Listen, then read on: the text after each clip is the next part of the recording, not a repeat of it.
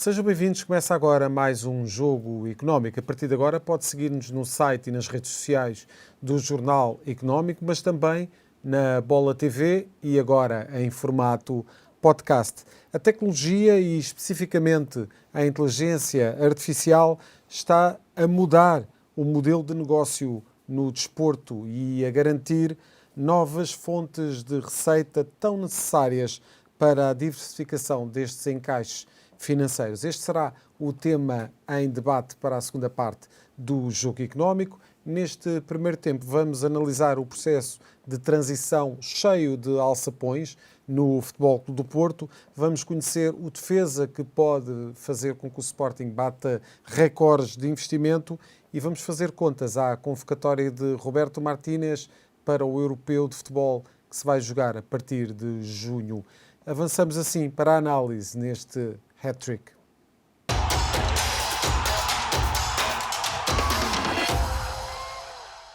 Lançamos assim 3 números que marcaram esta semana para a análise, como sempre, do Jorge Faria de Sousa. Jorge, muito obrigado pela tua presença neste Jogo Económico e vamos para o primeiro número neste hat-trick. O primeiro número é o 3,5 milhões de euros, é o valor que André Vilas-Boas, o novo presidente do Futebol Clube do Porto, teve que assegurar em relação aos salários de abril no plantel dos Dragões, que estariam em atraso, e este é o número que vamos analisar em primeiro lugar com o Jorge Faria de Sousa. Jorge, nós já temos trazido aqui outros números em outras versões do hat-trick, nas últimas semanas muito focado no Futebol Clube do Porto e neste processo de transição que, como dissemos, não está a ser fácil, ninguém esperava que fosse de outra forma, provavelmente, mas tivemos esta notícia por parte da imprensa desportiva relativamente à mobilização aqui de 3,5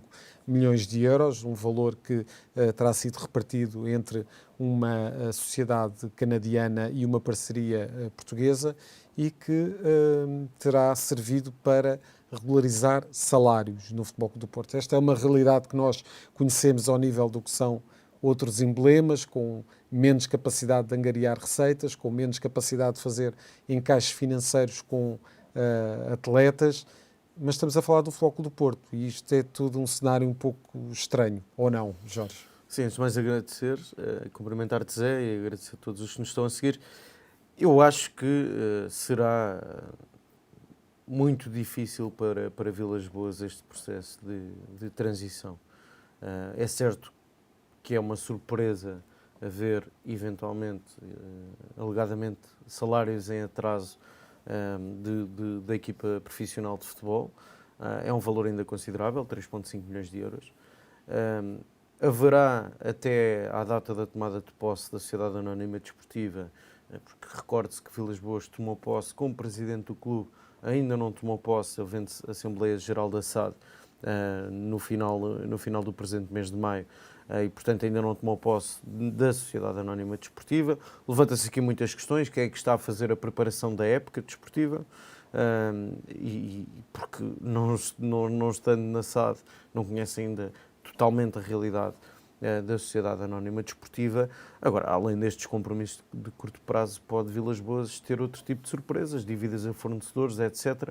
De resto, houve uma sanção também da UEFA de uma multa de 1,5 milhões de euros, como apenas suspensa da participação das provas europeias. São, de facto, muitas contrariedades, não é, Jorge? Sim, claramente em tão pouco tempo. um início com casos judiciais também envolvidos no universo do clube.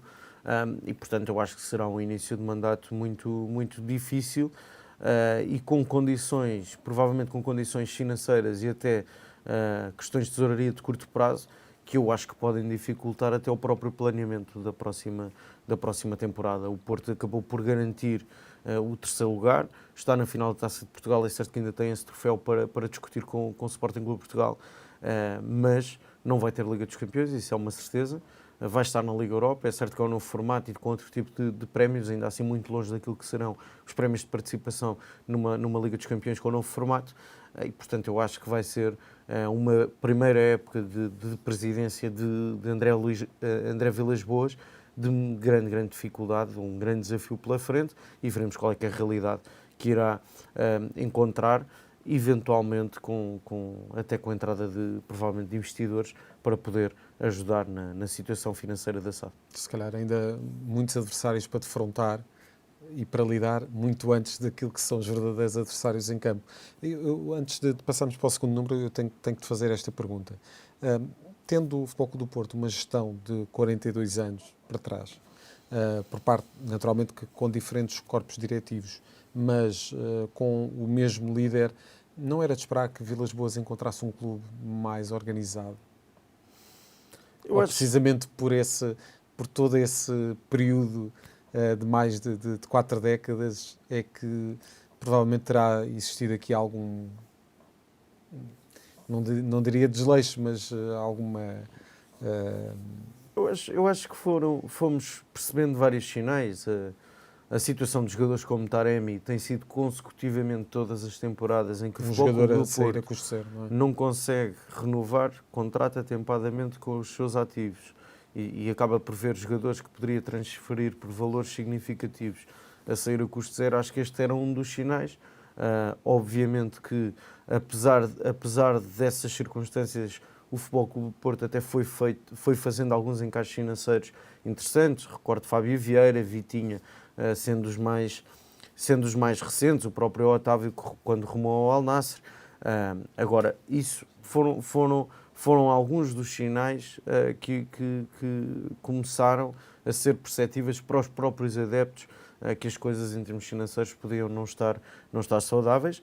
Os vários avisos e as questões relacionadas com o fair play financeiro da UEFA também foi um alerta para os próprios adeptos e sócios do Futebol Clube do Porto, e eu acho que é muito por estas questões. É certo que a temporada desportiva não ter corrido de feição ao Futebol Clube do Porto, naturalmente que tem implicação naquele que foi o resultado surpreendente das eleições, mas eu acho que tem muito mais que ver estas circunstâncias e as condições financeiras de tesouraria de curto prazo e o passivo acima dos 500 milhões de euros, tudo isso eu acho que pesou muito na tomada de decisão dos sócios. Agora será claramente um enorme desafio para Vilas Boas. Claro. Passamos para o segundo número deste hat-trick. O valor são 18 milhões de euros, pura especulação, mas supostamente, e de acordo com as notícias que têm vindo na imprensa desportiva, o Sporting vai mesmo avançar para a contratação daquele que é o defesa mais caro da sua história. Jorge, estamos a falar de Zeno De Bast. Naturalmente, este período entrega-se muito a alguma especulação e nós vamos fazer aqui um exercício especulativo. Enfim, o jogador já se terá despedido do Anderlecht e estará a caminho do Sporting. Interessante o Sporting ter contratado na época passada, no início da época, ter batido o recorde, o médio mais caro da sua história e também do avançado mais dispendioso. E no início desta temporada que esse recorde se bata ao nível do defesa. Isto são jogadores que de facto são muito escrutinados, muito analisados, porque são investimentos altíssimos. É de esperar que o Sporting acerte mais uma vez neste tipo de contratações? Bem, em primeiro lugar, parece-me importante dar aqui duas notas. Uma que é, o Sporting tem hoje uma capacidade financeira de ir ao mercado para um tipo de transferência que não é há algum tempo esta parte.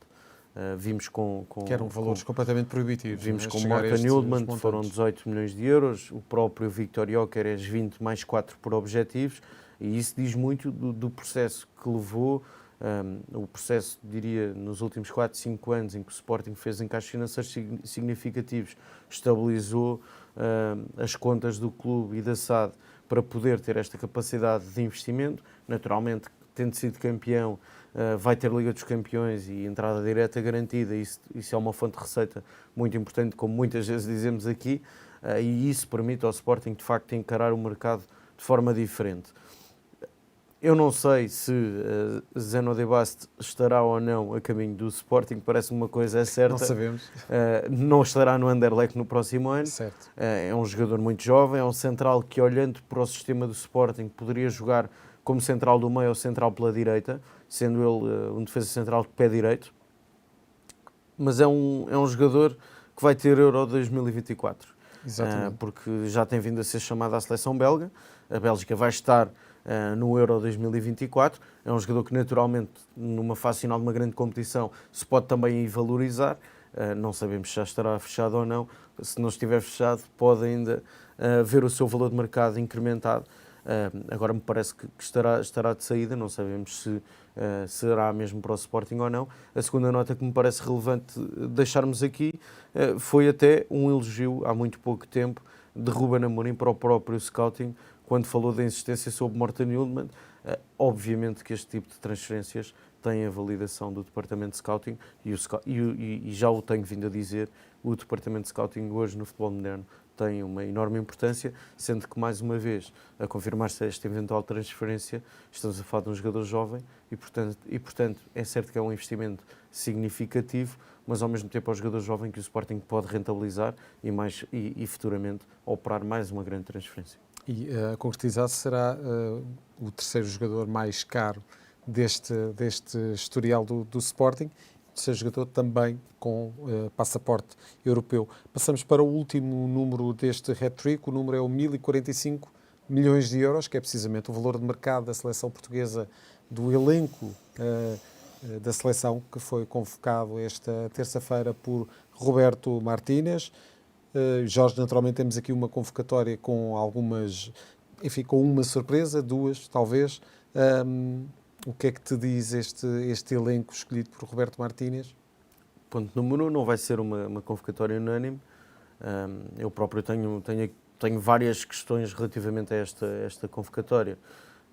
Não me parece que Otávio acrescente mais do que Mateus Nunes, que joga no City, e Otávio que joga, com todo o respeito pela Liga Saudita, que joga no Al Nassr.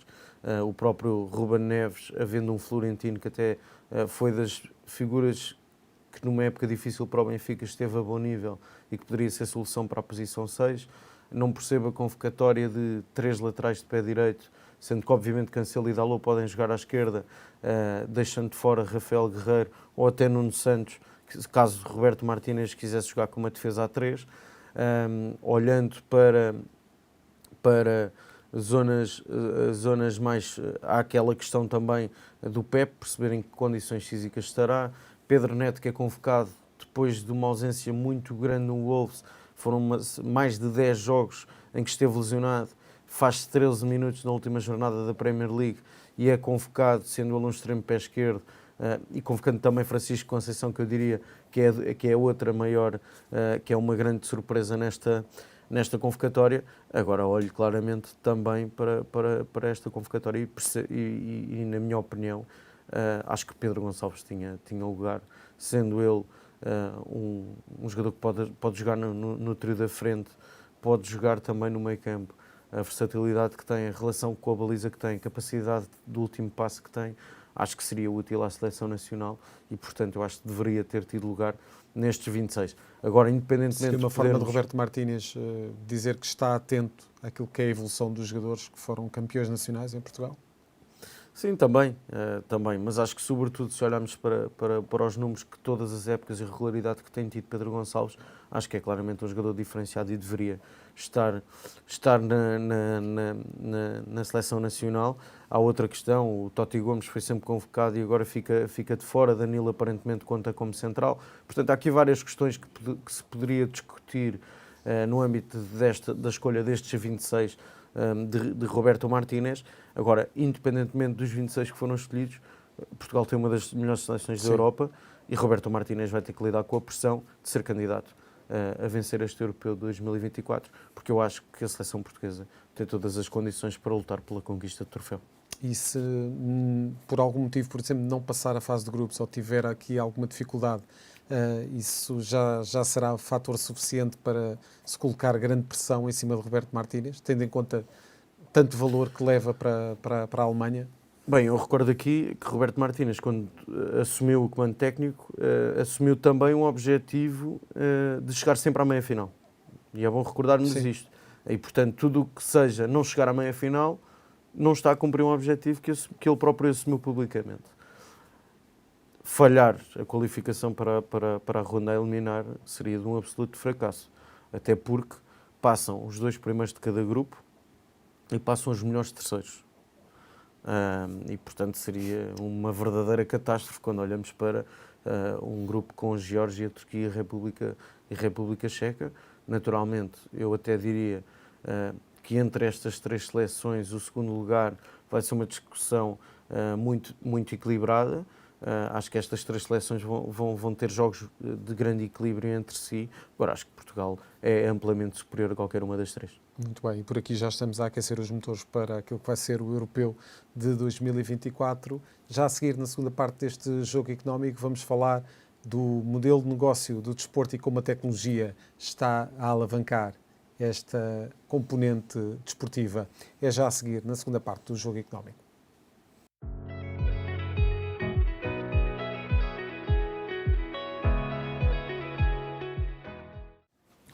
Estamos de volta para a segunda parte deste jogo económico. A tecnologia e, em especial, a inteligência artificial está a impactar, em definitiva, a forma como os negócios estão a mudar. E essa é também uma realidade no contexto desportivo. Com um papel absolutamente decisivo na monetização, a tecnologia mostra o caminho para que os clubes consigam encontrar fontes de receita alternativas para além daquelas que são as tradicionais. É este o tema da segunda parte do Jogo Económico, onde contamos com a presença de Nuno Mena. Nuno, muito obrigado pela presença, por este regresso ao Jogo Económico. Eu creio que a anterior presença do Nuno até tinha sido na altura da pandemia, em que fizemos através de aplicações, creio que através do Zoom, mas desta vez temos a oportunidade de ter o Nuno aqui no nosso estúdio para nos falar um bocadinho aqui da Inscam. O Nuno é diretor de New Business da Inscam, que é uma das maiores empresas do mundo em apps, em propriedades desportivas. Neste momento, mais de 200 a nível global. E começo por perguntar, Nuno, como é que chega a esta empresa e como é que esta empresa quer ajudar os clubes, os emblemas a monetizar? Bem, uma vez mais, obrigado pelo convite. É de facto um prazer e uma honra estar aqui convosco, agora pessoalmente. Melhor ainda. É verdade, melhor ainda.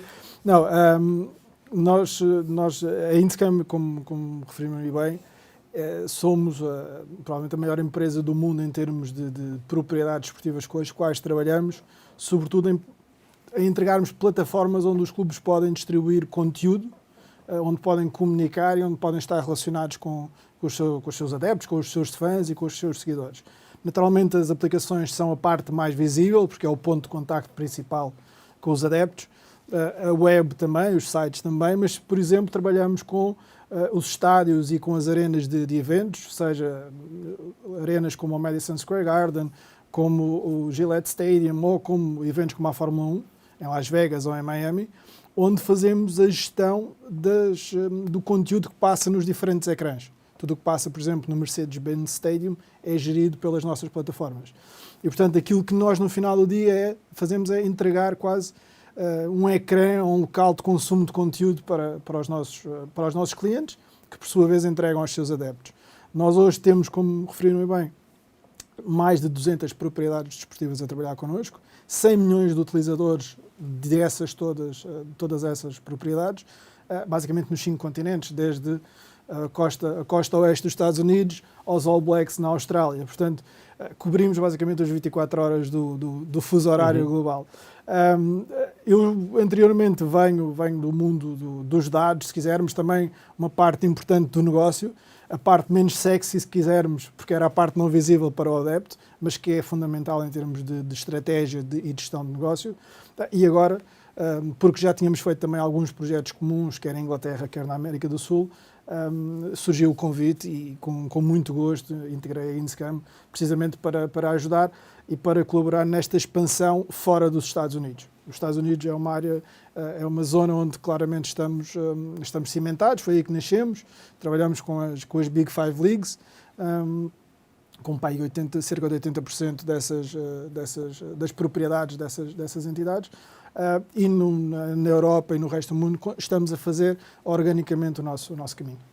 E esse é um caminho difícil, tendo em conta que esta também a realidade do desporto europeu também é um pouco diferente daquilo que é nos Estados Unidos. No entanto, o campo de trabalho é o mesmo, são os fãs, é a capacidade de fazer engage com esse público. Como é que está a ser esse caminho ao nível da Europa, Nuno? É um caminho, sobretudo, feito em duas velocidades. Okay. Temos mercados onde, efetivamente, há uma visão mais empresarial do desporto, não só do futebol, mas de outros desportos. E depois temos outras geografias onde ainda não entramos totalmente nessa visão empresarial da indústria desportiva, que é uma indústria, como sabemos, movimenta bilhões de euros todos os anos, mas que muitas vezes tem processos de gestão menos empresariais, chamemos-lhe assim. E, portanto, temos aqui claramente duas geografias, duas velocidades, Reino Unido, Alemanha, os países da Europa Central numa determinada velocidade, e eu diria que todos os outros ainda a ganhar ritmo para poder acelerar. Naturalmente, a tecnologia vai mitigar um pouco dessa diferença, mas ainda creio que há algum trabalho a fazer nessa perspectiva. Sobretudo, Jorge, ao nível daquilo que é a cultura desportiva dos adeptos, não é? Sim, antes de mais saudar o Nuno e agradecer a disponibilidade para estar connosco. Eu acho que é interessante colocar aqui duas questões. Quando se olha para o mercado da lusofonia, em que medida é que um mercado como o mercado brasileiro e dos clubes de futebol no Brasil é atrativo, e isso é um objetivo para a vossa empresa, e depois olhando um bocadinho aqui para a nossa realidade, porque efetivamente quando olhamos para a relação com os adeptos, a relação com os sócios de clubes do Championship, da Bundesliga 2, da La Liga 2 ou da Série B italiana, ou mesmo na Liga 1 em França, a dimensão do mercado português é muito reduzida e eventualmente, de que forma é que o mercado sendo tão reduzido é impossível para os clubes da realidade portuguesa terem essa capacidade de investimento. Porque efetivamente estamos em 2024 e há pouco até falávamos em off e vemos ainda hoje muitos clubes, mesmo da Primeira Liga, com muitas dificuldades de tesouraria, até com dificuldades, e isso foi público, saíram muitas notícias na imprensa sobre isso, com muitas dificuldades de tesouraria, até para pagamento de vencimentos aos jogadores e aos funcionários dos clubes. E, portanto, em que medida é que o nosso mercado é possível que os clubes portugueses entrem também nessa dimensão? E depois, não sei se quer dar o exemplo, mas sabendo que o Wolves, por exemplo, é vosso parceiro, olhar para a relação que o próprio clube tem com o mercado asiático, como é que isso foi possível através dos vossos serviços? Muito bem. Divido aqui em duas áreas. Por um lado, o tema da estratégia de negócio. Eu costumo dizer que há quatro pilares para o negócio ser bem sucedido nesta área. Termos dados, termos conteúdo, termos ferramentas, mas sobretudo termos uma estratégia. Os dados, todos os clubes ou todas as entidades esportivas as têm, de uma maneira ou outra. Muitas vezes não sabem o que é que hão de fazer com esses dados. Exatamente.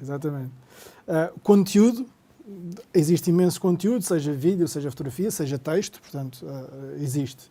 As ferramentas, há um mercado cheio de parceiros e de possibilidades de ferramentas, umas gratuitas, outras com valor de investimento. E depois a questão da estratégia, que acho que entendo que é aí que falta dar esse passo.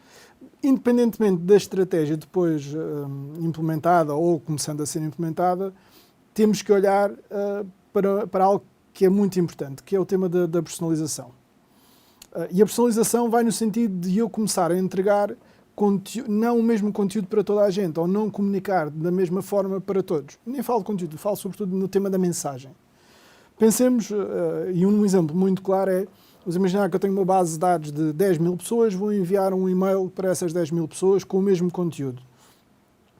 Diz-nos as estatísticas e dizem-nos os dados que nós apuramos e que são mais ou menos públicos, que se for rigorosamente igual, na primeira comunicação há um opt-out de cerca de 60% a 70%. Ou seja, no primeiro dia em que eu envio algo para alguém, perco logo 70% do meu mercado. E, portanto, fica ali com 30% ou 40% que depois vou ter que ir trabalhar. Portanto, é sobretudo esta questão de eu entender e construir um fato à medida daquilo que os meus adeptos ou que os meus clientes esperam. Sejam, porque vamos imaginar se é a pessoa que mora na cidade do clube, se é a pessoa que mora a 100 km e tem que se deslocar de carro e eventualmente pode ter acesso a um parking, ou um serviço de transporte de um parceiro do clube, ou a pessoa que, mesmo morando na cidade, não quer ir ver o jogo ou mora noutro país e, portanto, quer de alguma forma estar interligado. E, portanto, juntando aqui as modalidades. Exatamente. Por exemplo, há adeptos que olham e que são fãs de hóquei patins, ou de futsal, ou de handball, e que não são adeptos daquele clube exclusivamente pelo futebol. E esse é um bom exemplo, ou seja, se eu estiver sempre, por exemplo, a enviar para alguém comunicações sobre o futebol, mas que é adepto só de hóquei em patins e não liga a futebol, a pessoa vai deixar de consumir ou deixar de querer receber essas comunicações. E estamos a partir aqui do ponto, se quisermos, do ponto inicial desta jornada, que são as comunicações e é o primeiro contacto. Se depois começarmos a utilizar a tecnologia e as aplicações ou outro tipo de meios de contacto nos dois sentidos, é garantidamente mais difícil que essa pessoa retorne a mensagem. E, portanto, há aqui, sobretudo, um trabalho de organizar a informação, perceber o que é que lá temos e, em cima dessa informação, decidir como decidimos, e eu dou sempre estes exemplos ou nas aulas ou em algumas comunicações que faço, que é, da mesma forma que eu olho para todos os elementos estatísticos de um atleta quando o vou comprar e comparo com outros, aqui é a mesma coisa. Eu vou olhar para os diferentes grupos de adeptos que eu tenho. São ativos, não é? São ativos também. E há aqui uma discussão que se levanta já há algum tempo, que é até que ponto estes dados e esta informação não têm o mesmo valor contabilístico que os direitos desportivos de um atleta. Porque na prática são ativos intangíveis que nós quantificamos, no caso de um atleta, em virtude de vários fatores, o potencial, aquilo que ele já fez no passado, aquilo que esperamos que possa vir a dar no futuro, mas por outro lado temos aqui um conjunto de potenciais clientes que nós sabemos que podem gastar em média 1, 5, 10 euros e podemos valorizar em cima disso, mas naturalmente temos que ter essa informação organizada. E que enquanto adeptos não vão a lado nenhum. Exatamente. Podem estar inativos em termos daquilo que é as compras e a monetização, mas não vão a lado nenhum. Eu até acho que se olharmos para a realidade do futebol português, há aqui um mercado absolutamente extraordinário que me parece, de certa forma, algo por explorar até pelos três grandes e mesmo pelo Sporting Clube de Braga, que é a diáspora. Que acho que é um mercado gigantesco, porque alguns já de terceira geração, mas continuam a ter uma ligação ao clube, e porventura não têm uma ligação tão forte, porque provavelmente não são sócios e, portanto, seguem o clube nas redes sociais, mas não têm esta ligação tão forte quanto com... Aliás, nós por estes dias, um bom exemplo disso que estás a dizer, um bom exemplo tem a ver com, por exemplo, as imagens que nos têm chegado de Moçambique, a propósito daquilo que tem sido a celebração do título por parte do Sporting, e vimos uma mobilização à volta de um clube português que é interessante perceber, sobretudo até numa altura em que se fala tanto de reparações e de contas a ajustar com o passado. Mas temos um fator muito importante que é o gênio, não é? Claro, exato, mas, é importante, mas há sempre a questão dos ídolos é sempre importante, mas que haja a capacidade de transportar dos ídolos para que haja essa mobilização cada vez maior, é muito interessante, e esse trabalho que estavas a falar ao nível da lusofonia, provavelmente até poderia ser feito também para outros pontos geográficos, não é, Nuno? E a lusofonia, reparem, é o nosso mercado natural. Claro. Não vamos ter grande competição direta de outras ligas. No caso do futebol, mas podemos olhar para outros desportos. Se olharmos para as geografias onde as ligas europeias se estão a posicionar, a grande maioria delas não se posiciona, por exemplo, no Brasil, que será talvez o mercado mais interessante em termos de escala, mas também garantidamente não se posiciona ou em Moçambique, ou em Angola, ou noutros mercados lusófonos. Mesmo nas comunidades, mesmo nas zonas onde existem fortes comunidades portuguesas. Das comunidades, porque, dando por exemplo, hoje há claramente uma geração que é uma terceira geração, que porventura já não são, alguns até já nem têm dupla nacionalidade, sim, mas que continuam a ter ligação ao clube. Não sendo sócios, mas têm ligação ao clube. Eu acho que isso é um mercado absolutamente extraordinário, sobretudo, obviamente, para os três grandes poderem explorar, mas também para os outros clubes. E é aqui que a tecnologia entra, não é? Ou seja, é a partir daqui que nós podemos aproveitar tudo aquilo que existe no mercado, além das redes sociais, que naturalmente são a base para construirmos a pirâmide que depois vamos fazer então os adeptos subir em termos de valor, mas a tecnologia mitiga-nos essa distância e, portanto, elimina-nos essas barreiras de distância. E é a forma de eu, em qualquer parte do mundo, estar a consumir o conteúdo e estar ligado ao meu clube, e muitas vezes à minha cidade ou ao meu país, através do futebol, que tem de facto, e o futebol e o desporto têm de facto uma característica agregadora que nenhum outro setor empresarial tem. Eu consigo juntar quer os adeptos, quer as empresas debaixo do mesmo chapéu do desporto.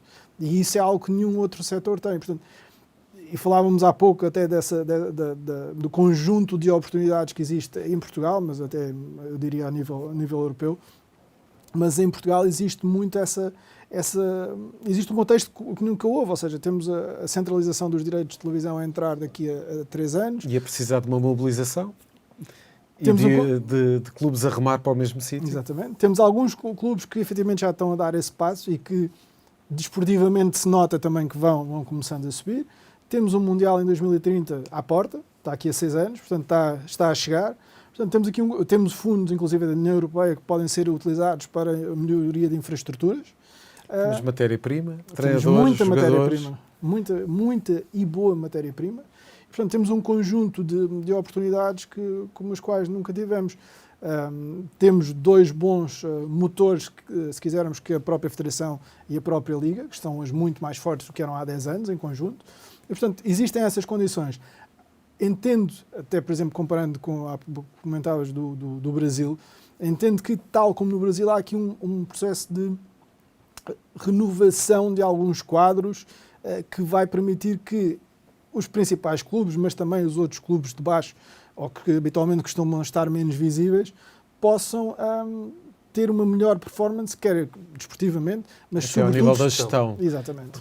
Porque o Brasil está a começar a dar os primeiros passos em relação às sociedades anónimas desportivas. E, portanto, isso vai trazer todo um novo paradigma ao nível daquilo que é a gestão e a profissionalização dos quadros. Com dificuldades, como é natural, claro. Porque a lei da SAF é nova no Brasil.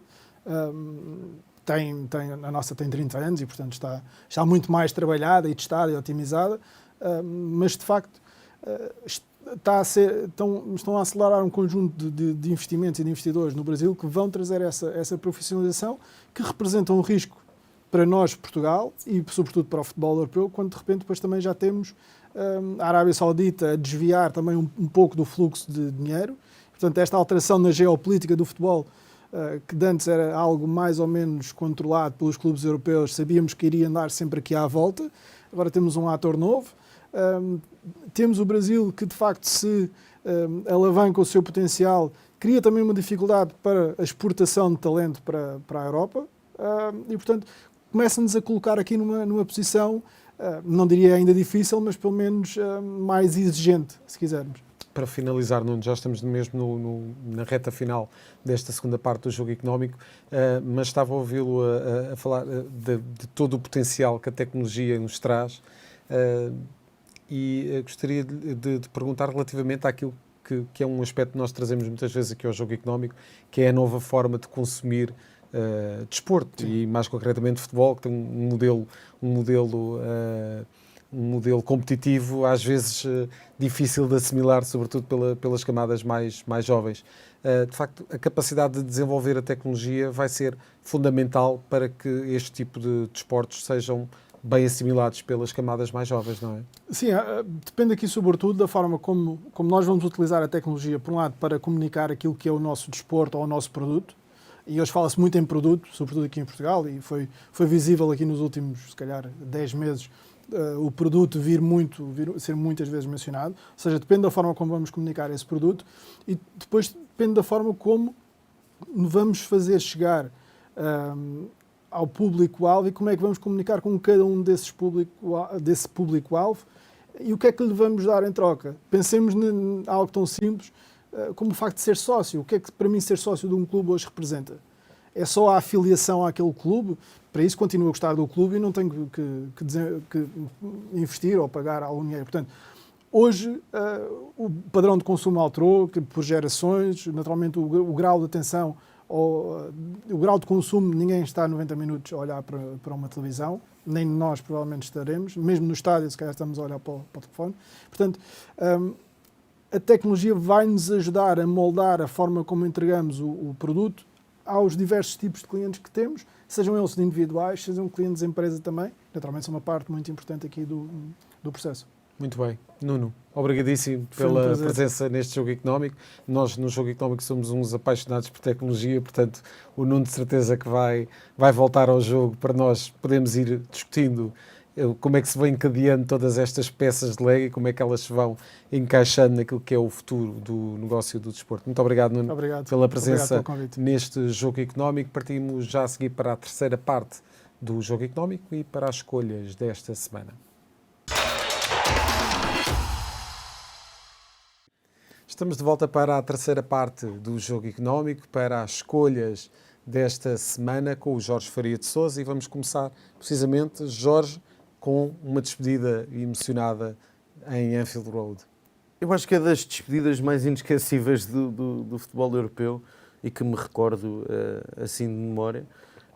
Um alemão assim aplaudido. Um alemão aplaudido, Jürgen Klopp, absolutamente extraordinário. A forma como a equipa chegou, a quantidade de pessoas a quererem despedir-se de Jürgen Klopp, os últimos, efetivamente, desde que foi anunciada a saída de Klopp, a verdade é que foi tendo várias homenagens ao longo de todo este trajeto.